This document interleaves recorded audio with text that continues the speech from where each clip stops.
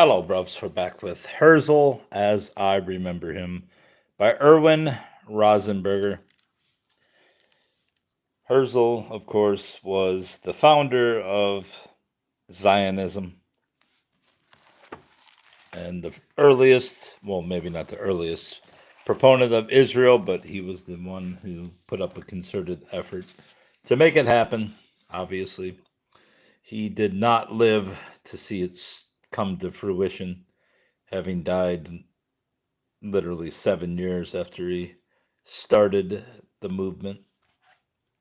Chapter 35. Of the regular features in Die Welt, Herzl's favorite was unquestionably the column we called The Week. In the first issue, The Week came immediately after the new magazine's program and the lead article, both of which Herzl himself had written. In subsequent issues, it invariably held the second spot following the lead article. The week consisted of a series of short paragraphs. I don't know what the hell that says, G. Setzlin, in our Viennese German, separated by 3 stars, which offered comment on current news. Another column, World Chronicle, listed events in a straightforward, factual manner, leaving the interpretation to the week.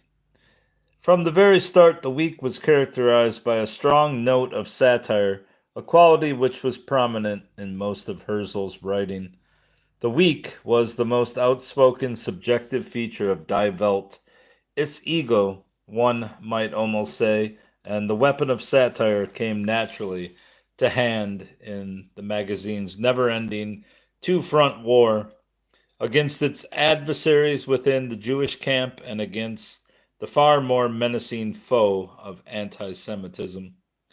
At this point, a word of warning is in order. There has been a tendency among scholars to credit Herzl with the authorship of all or nearly all the unsigned week columns. This is a serious error. It is true that many of these columns were in fact the product of Herzl's pen, but it is equally true that many of them were not. What do you got, bruv? What do you got, bruv, too? This live is about books.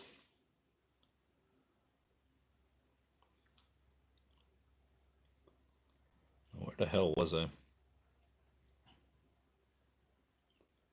It is quite erroneous to assume that any week which seems to bear some of the characteristic marks of Herzl's style can safely be included in his collected works.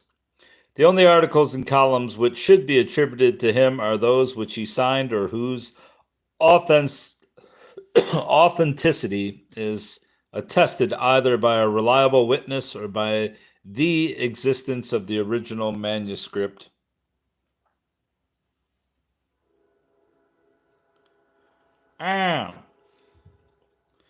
The very first week column in issue number 1 of Die Welt serves to illustrate this point.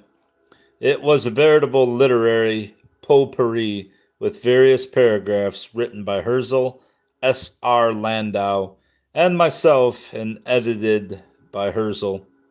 Nor was this the only such mixed offering. After he had written a number of entire columns himself, though without signature, the press of work forced Herzl to give up contributing to the week altogether. It was accordingly turned over to Felix Salten, the Viennese writer and editor. Felix Salten was later to become world famous as the author of Bambi. All right. Did not know that the Zionists had Bambi in their midst. Since Salten did not wish to be publicly identified with the column, it continued to appear anonymously. Then one morning, Herzl said to me with a friendly smile and a note of gentle teasing combined with seriousness, "Rosenberger, I believe you are now called to higher things." After a pause, he cleared up the mystery. "Would you like to take over the week?" I could only echo in astonishment, "The week?" "Yes, our column, The Week. I would like it to be your column. to be written entirely by you from now on. I said I would be delighted to take the assignment. Then Herzl paid me a few compliments. He said he was certain the column would be in good hands. He needed to give me no special instructions, since I was thoroughly familiar with the week's requirements. And besides, he added, he would always be there to see that I committed no grave indiscretions. Needless to say, I noticed the slight contradiction between the last remark and the preceding assurance of confidence. However, while I might have resented the supervision of another man, I was only too happy to have Herzl as the guardian angel who guided my footsteps past possible pitfalls. If he, in his superior wisdom, should decide to delete part or all of some future week column which I had produced, then so be it. And indeed, more than a few of my G. Setzlin and once or twice complete columns were consigned to the wastepaper basket in order to avoid unpleasant repercussions. One day, toward the end of March 1900, our office boy brought me some proofs from Herzl's home, together with the following letter from I. Shallot. Dear Rosenberger, Dr. Herzl asked me to tell you that your week column, although it is very good, must under no circumstances be published. It cannot even be rewritten. You will have to leave the week out altogether this time and run more World Chronicle or perhaps an appropriate article in its place. Regards, Shallot. Although we had been just about to go to press, the problem was solved without too much difficulty. The gap left by the disappearance of the week, comprising all of page 8 and part of 9, I filled with material for our periodical review column from the Overset. I also inserted a note on page 9. Due to a technical error, the week column had to be left out this time at the last moment. Nevertheless, as I had the type for the week removed from the form, I could not help wondering what had prompted Herzl to order such a radical operation. Why could the column under no circumstances be printed, even though it was very good? I glanced through the proofs once more in the hope of finding a clue. There was a reference to the recently approved electoral reform, which seemed likely to assure indefinite control of the Vienna Municipal Council by its anti-Semitic majority. Surely this was not the offending item. The column then went on to tell of the hearing granted a delegation of Jewish citizens by Austrian Prime Minister Korber. The group spokesman, Reichsrat, what kind of name is that? Reichsrat Deputy Auspitz, had reported to the Prime Minister on conditions among Austrian Jews and had received assurances of good treatment for his co-religionists.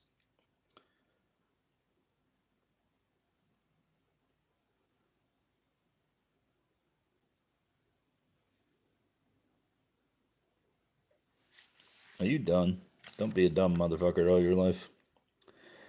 It's not random. I've been reading 37 chapters of this book. So shut up and listen.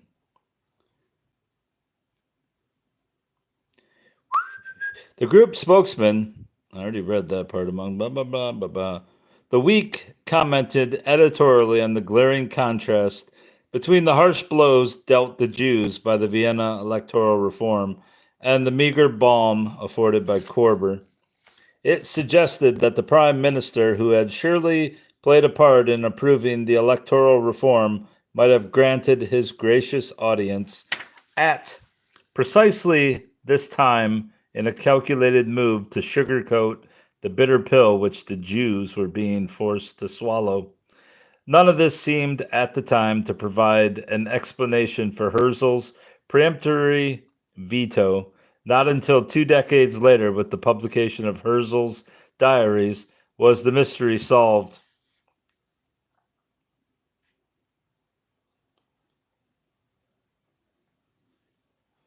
They are you forced to swallow your sausage fingers. Oh my god, it's that fucking idiot. None of this seemed at the time to provide an explanation for Herzl's peremptory veto. Not until 2 decades later, with the publication of Herzl's diaries, was the mystery solved. During this period, Prime Minister Korber had several times invited Herzl to the Interior Ministry for a friendly private discussion of Austrian domestic politics. Korber had not been courting the favor of Herzl, the Zionist, but of Herzl, the editor of the New Free Press. At that time, it was commonly said in Austria, no government can rule against the opposition of the New Free Press. Hence, the Prime Minister had privately asked Herzl to prevail upon the publishers of the powerful journal to temper their editorial attacks on the approval of the electoral reform and on Korber personally. The latter had insisted that he was helpless to oppose the anti-Semites on this issue. Eager to maintain good relations with the Prime Minister for the sake of the Zionist movement and the new Jewish bank, Herzl had acceded to his request. The anticipated onslaught on Korber in the press failed to materialize. In the light of these facts, about which none of us at Die Welt had known at the time, everything became clear. Had my weak column been permitted to run in the issue of March 28, 1900, after the understanding Herzl had reached with Korber, the latter would have had every reason to accuse Herzl of playing a double game. You need to dip them things in maple syrup. I just did. I had some waffles. You rubbish. You rubbish. You're not even a thing. You're just a rubbish. A rubbish of human rind. 36. Do you lick them things when you eat with syrup or things? You're hilarious. Don't be stupid your whole life. It's not becoming even a moron to be stupid their entire life. 36. On May 1st, 1899, Dr. Sigmund Werner left Die Welt to devote himself completely to his medical practice. The announcement in the magazine closed with the sentence, the position of executive editor is being taken over by Mr. Erwin Rosenberger, who, as our readers are aware, has belonged to the staff of our paper since the first issue. Remembering how blissfully ignorant of everything pertaining to journalism I had been 2 short years before when I joined Die Welt, I felt that Herzl had indeed honored me. The post of executive editor or responsible editor, to give the literal translation of this Central European journalistic title, was not the same on our magazine as on some others. On many publications, he was merely a straw man without the slightest influence on policy. Often, in fact, he was not even a member of the editorial staff, but rather a printer or other outsider who, generally for money, agreed to assume legal responsibility for the contents of the paper and to bear any penalties it might incur for violating the law. The result sometimes was that a responsible editor went to jail for an article he had never read, let alone written. His function was, quite simply, that of a scapegoat or whipping boy.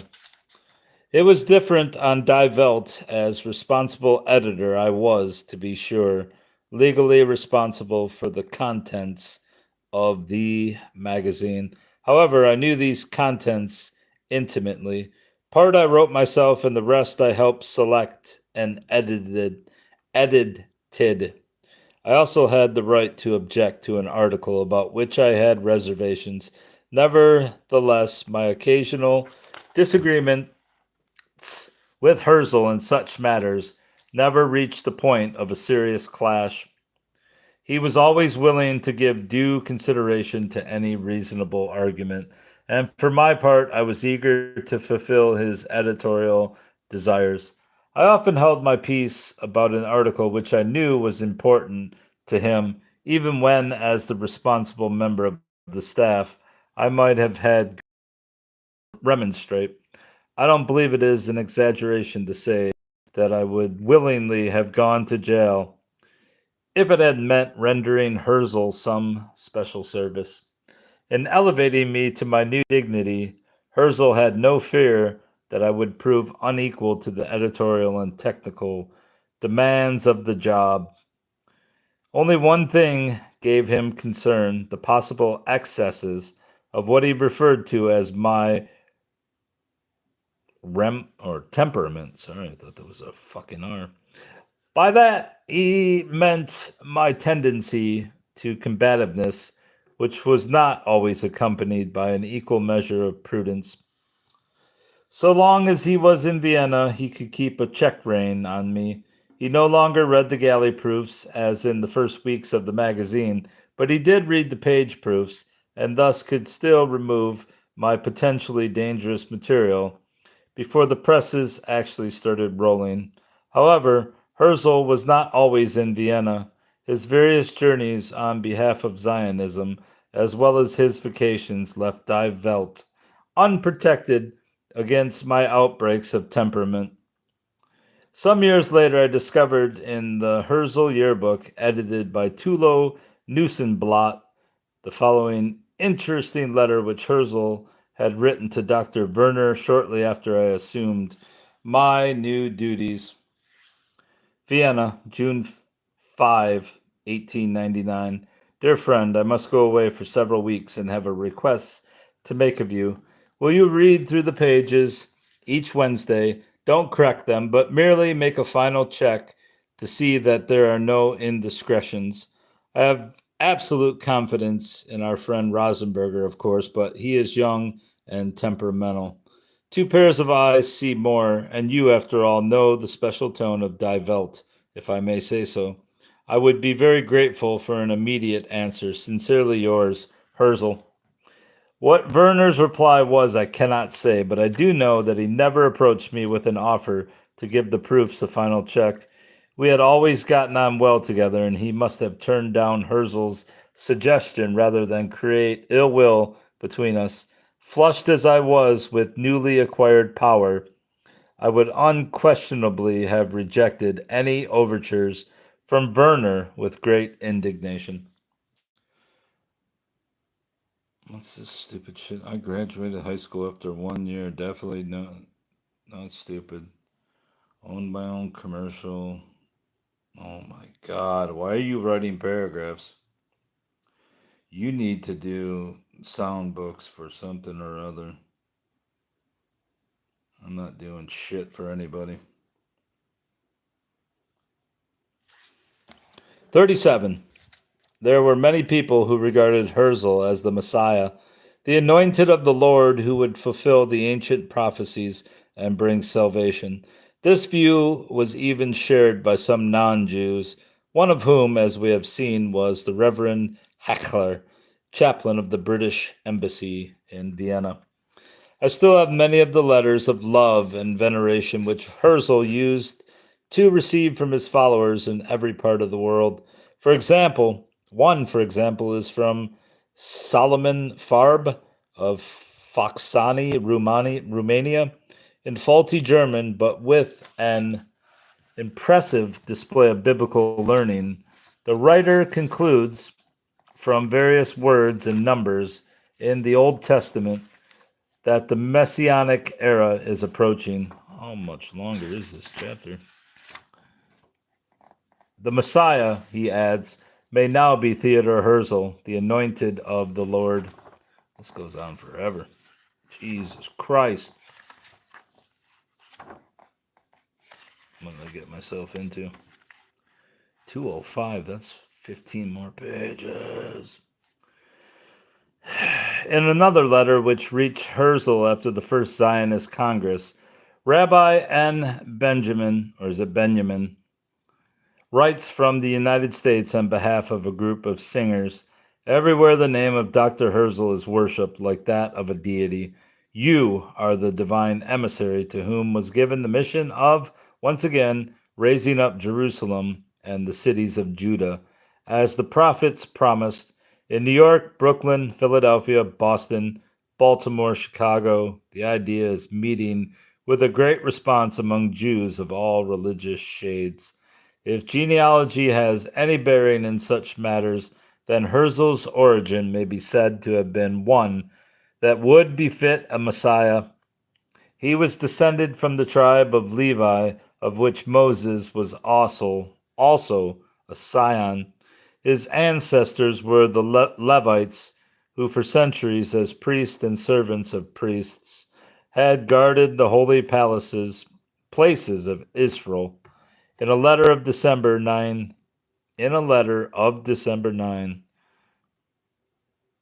shouldn't it be from December 9th, 1898, addressed to Jonas Volpe, he wrote, "Dear sir, forgive me for being so late in replying to your kind letter, but I am very much overburdened with correspondence.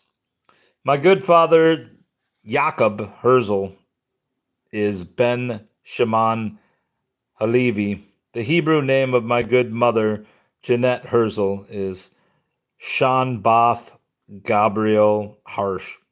With Zionist greetings, sincerely yours, Dr. Herzl." As I have already mentioned, I swear to God, fruit fly, I will grab you with tweezers and punch your little face. As I have already mentioned in an earlier chapter, Herzl was not averse to popularity, since a rise in his personal popularity inevitably redoubled to the advantage of the movement he headed. He did not actively pursue popularity, however, nor did he need it, and when it came, he did not brush it aside with a show of false modesty. Yet, when praise went beyond all bounds and degenerated into sycophancy, he reacted vigorously. On one such occasion, I received the following letter from him: Vienna, October 19th, 1899. Dear friend, on page 6 in the article Zionism in Hungary, the grotesque adulatory passage about me in the second column must absolutely be taken out. After all, I cannot allow myself to be made ridiculous. Cordially yours, H. I hastened to remove the offending passage, which, as it happened, was not in an original article written for Die Welt, but in a report which we were reprinting from the Ungarische Wochenschrift. Hungary was a kind of El Dorado for the Jews in those days, and the Hungarian Jews showed little enthusiasm for the idea of a Jewish state. Hence, we regarded any sign of change in attitude as a fact worth noting. The Hungarian Jews sought in various ways to show their gratitude for the friendly treatment they received from their Magyar neighbors. Magyarized, I don't know how to say that, their German names. In fact, Herzl had a nephew, a Hungarian author and dramatist who went by the name of Heltai. Occasionally, I took a hand at writing lead articles for Die Welt. One day in May 1900, Herzl said to me, in an almost fierce tone, "Rosenberger, draw your broad battle sword and smite the Mainz Israelite." The Israelite was an Orthodox Jewish paper published in the German city of Mainz, or is it Mainz, which had earned our cordial dislike for the disagreeable manner in which it combated Zionism. Herzl did not have to tell me twice to smite the Israelite. I dipped my broad battle sword in the inkwell and laid about me with great gusto. When I sent the proofs of the article to Herzl's home for approval, I had no doubt that it contained a sufficient amount of smiting. Unfortunately, it contained too much. The proofs came back with the following note: Vienna, May 10th, 1900. Dear friend, unless you take out the passages I have marked for deletion, you'll have a bad lawsuit on your hands. Cordially yours, Theodore Herzl. Even in, oh, this is the end of the chapter. Good. It wasn't 67,000 more pages. Even in its modified form, the article met with the disapproval of many of our readers who sympathized with the Israelites' Orthodox religious position. However, I could console myself with the thought that I had been a good soldier and carried out my commander's orders. Do I keep going? Read that many more pages. That's 13 more pages. I don't think I'm going to do it. It's too many. Too many. Yeah, I'm not doing it. Not doing it, bruv. 13's a lucky number, but I'm not doing it. Unless you pay me $16,000 per minute, I'm not doing it. All right, bruvs, that's going to have to be all for now. Goodbye.